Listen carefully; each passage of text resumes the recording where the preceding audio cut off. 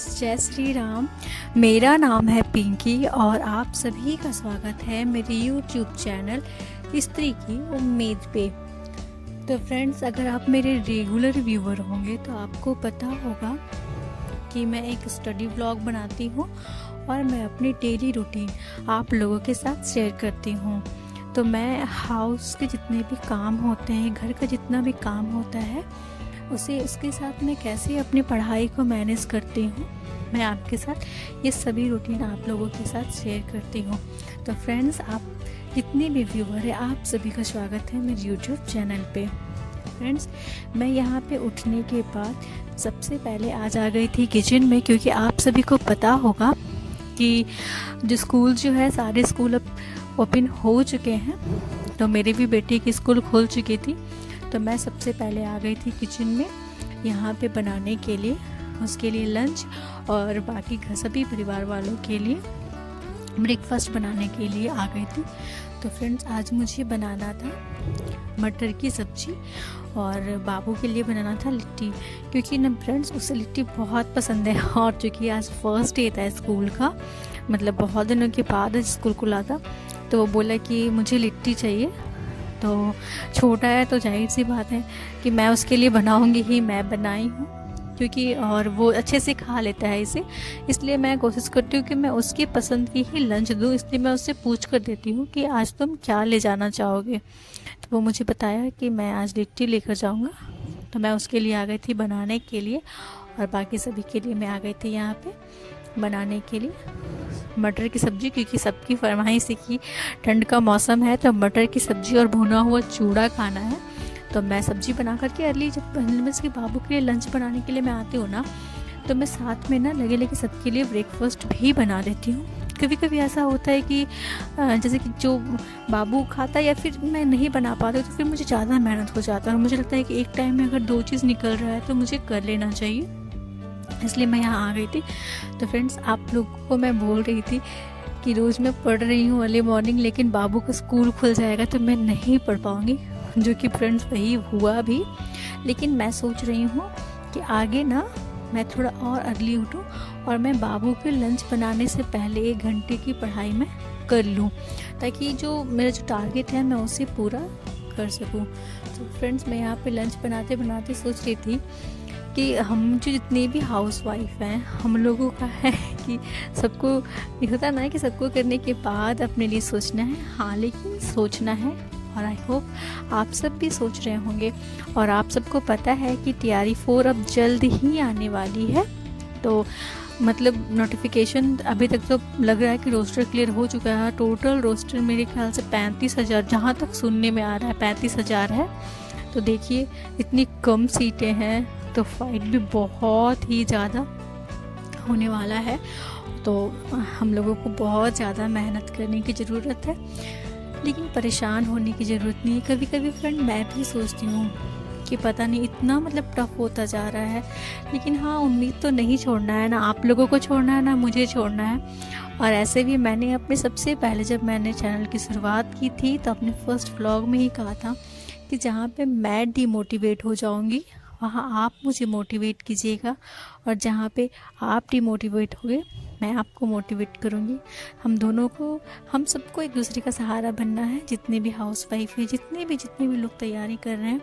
तो फ्रेंड्स, मैं सोची हूँ कि जैसे कि अब आते हैं हम लोग अपनी पढ़ाई पे, तो फ्रेंड्स हम लोगों को ना अपनी पढ़ाई और अच्छे से करनी होगी और मेहनत से करनी होगी, जितने मतलब, लेकिन और ना घबरा कर नहीं करना है, मतलब सोच समझ करके अच्छे से करना है।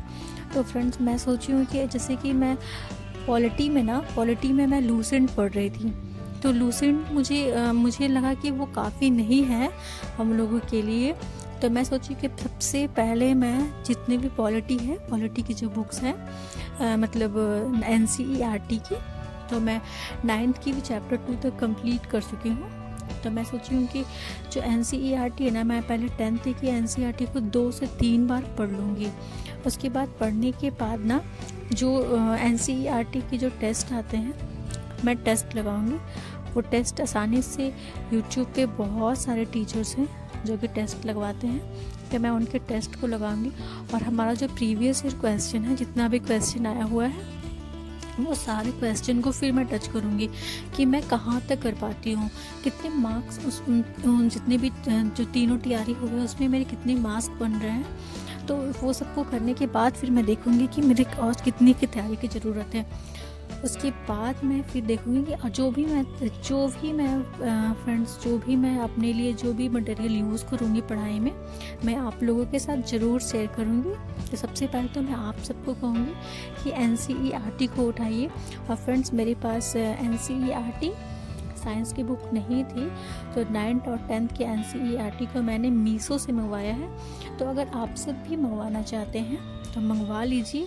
बहुत ही अच्छी प्रिंट है, बुक भी अच्छा है और सही कंडीशन में है, मतलब न्यू बुक मिला है, ऐसा नहीं है कि ओल्ड बुक है, न्यू बुक है। और प्राइस भी बहुत मिनिमम में लिया गया है। तो मुझे ओवरऑल ये बुक पसंद आई है और मैं सोची हूँ कि मैं नेक्स्ट मंथ से टेस्ट सीरीज़ भी लगाऊंगी। तो मैं किरण पब्लिकेशन के बुक से लगाऊंगी और उसके बाद मैं उसको लगाने के बाद फिर मैं देखूँगी कि हाँ मुझे मतलब और क्या लेना चाहिए और क्या नहीं। तो यहाँ पे मैं लिट्टी बनाने की तैयारी में लगी हुई हूँ फ्रेंड्स।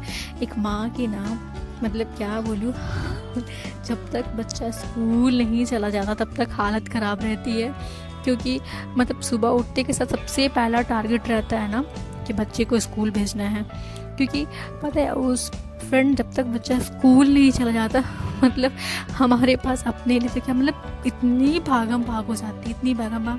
क्योंकि सुबह उठो, सबसे पहले उठ करके उससे पहले किचन में आओ, ब्रेकफास्ट के साथ साथ उसके लिए लंच बनाओ, मतलब उसका लंच पैक करो। उसे बच्चा छोटा है तो उसे नहलाना भी है, उसे खिलाना भी है, उसे तैयार भी करना है।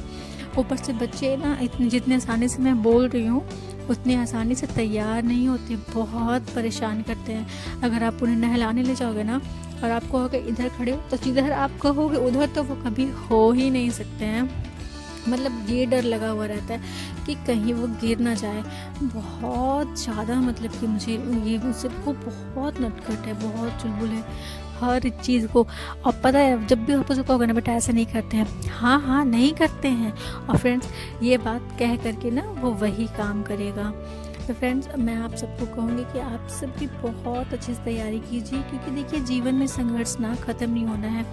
और एक जो मेरी सब्सक्राइबर है वो पूछ रही थी कि दी आपका जो आप किस मतलब कोई बैच वगैरह लिए हैं क्या। तो हाँ मैं बहुत पहले ही जब खान सर की जो पिछले साल जो बैच आई थी ना ये टीचर वाला TRE वाला, तो मैं वही ली हुई थी। तो मेरे पास सारे नोट्स बने हुए हैं। तो मैं अब नहीं मतलब फ्रेंड्स, और मैं उससे ज़्यादा कुछ पढ़ी भी नहीं हूँ, क्योंकि मुझे लगा मुझे ज़रूरत नहीं लगा मुझे।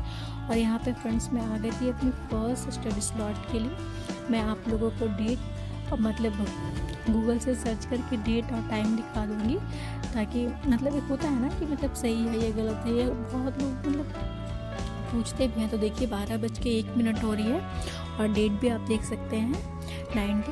तो फ्रेंड्स अब यहाँ से मैं अपनी फर्स्ट स्लॉट को स्टार्ट करूँगी। और सबसे पहले मैं NCERT, आप लोगों को पता है कि NCERT की मैं जो पॉलिटी की बुक है उसके जो मेरे पास नोट्स अवेलेबल है मैं उसे ही पढ़ूँगी। और आप सबको पता है फ्रेंड मैं कितने भी नोट्स बना ली हूँ ना, है नोट्स, तो जो मेन चीज़ होता है मैं उसे लिखी हुई हूँ।